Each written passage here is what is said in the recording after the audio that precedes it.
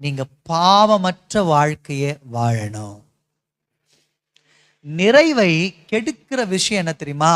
நிறைய காரியங்கள் இருக்கு. ஆனா நம்ம சபைக்கு இன்னைக்கு சொல்லிக் கொடுக்கிற ஒரே ஒரு காரியத்தை தான் நான் சொல்லிக் கொடுக்க போறேன். அது என்னன்னா பாவம்.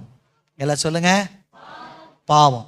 என்னைக்கு ஆதி மனுஷனுக்குள்ள பாவம் வந்ததோ அவன் என்ன பண்ணிட்டான் தெரியுங்களா?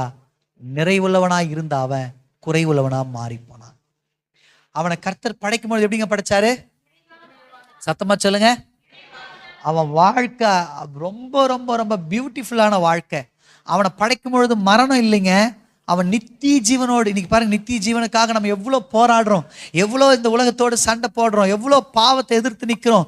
ஆனால் அவன் ஆண்டவர் அவனை படைக்கும் பொழுது அப்படியெல்லாம் அவன் போராட வேண்டியதில்லை. அவனை படைக்கும் பொழுதே நித்திய ஜீவன் உள்ளவனாக தான் படைக்கிறார். தேவ சாயல தான் படைக்கிறார். பாருங்க, தேவ தூதர்களுக்கு இல்லாத ஒரு மிகப்பெரிய ஒரு கணம், மிகப்பெரிய ஒரு அந்தஸ்து, மிகப்பெரிய ஒரு நிறைவு என்ன தெரியுமா? தேவ சாயல்ல மனுஷன் என்ன பண்ணப்பட்டான்னா படைக்கப்பட்டான். ஆமென். அவனை அப்படியே கம்ப்ளீட்டா நிறைவுள்ளவனா கர்த்தர் படைச்சாரு பாருங்க. ஆனா அவன் குறைவுள்ளவனாய் மாறினான். எப்ப தெரியுமா? அவனுக்குள்ள பாவம் வந்த பொழுது. இன்னைக்கு சபை கொஞ்சம் சோதிச்சு பார்க்கணும். என்ன தெரியுமா?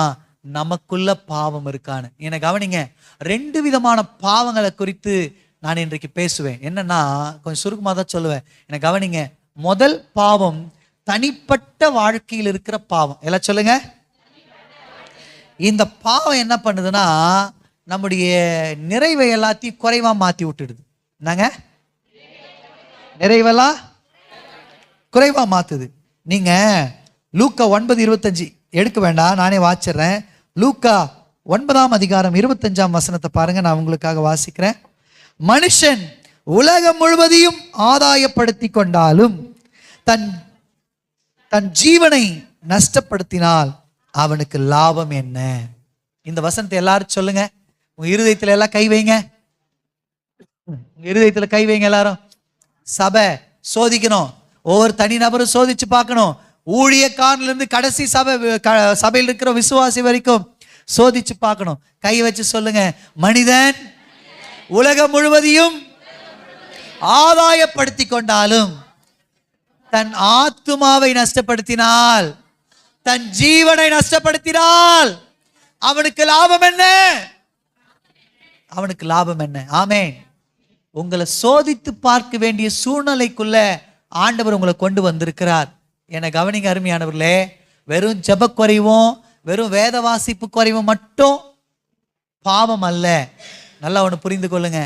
நீங்க தேவனோடு செலவிட வேண்டிய நேரங்களை இன்னைக்கு உலகம் நிறைய இந்த மொபைலுக்கு அடிமையா மாறிடுச்சு. உலகத்துல ஒவ்வொரு நாளும் கேள்விப்படுகிற செய்திகள் இருதயத்தை அப்படியே நொறுக்குதுங்க. இருதயத்தை அப்படியே ரொம்ப கஷ்டப்படுத்துது. கவனிங்க. எல்லாம் இன்ஸ்டாகிராம்ல டைமை ஸ்பெண்ட் பண்றவங்களா இருக்கிறாங்க, ஃபேஸ்புக்ல டைம் ஸ்பெண்ட் பண்றவங்களா இருக்கிறாங்க. பிரதர், நான் தவறானது எதுவும் பார்க்கல பிரதர், ஆனா நான் ஃபேஸ்புக்கை தான் பிரதர் நோண்டுறேன் பிரதர், நான் இன்ஸ்டாகிராமை தான் பிரதர் பார்க்குறேன், நான் அதில் எதுவும் தவறாலாம் எதுவும் பார்க்கல, ஆனா நான் இதை தான் யூஸ் பண்றேன் பிரதர் நீங்க சொல்லுவீங்கன்னா அது கூட பாவம். நீங்க தேவனோடு கூட செலவிட வேண்டிய நேரத்தை, ஆதாம் ஏவாள் வாழ்க்கையில பாவம் வந்ததுக்கான காரணம் என்ன தெரியுமா?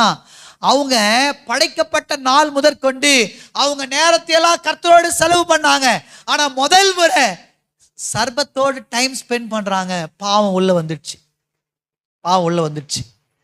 சபை இன்னைக்கு நேரத்தை எதோட செலவு செய்து கொண்டிருக்கிறது? யோசிச்சு பாருங்க.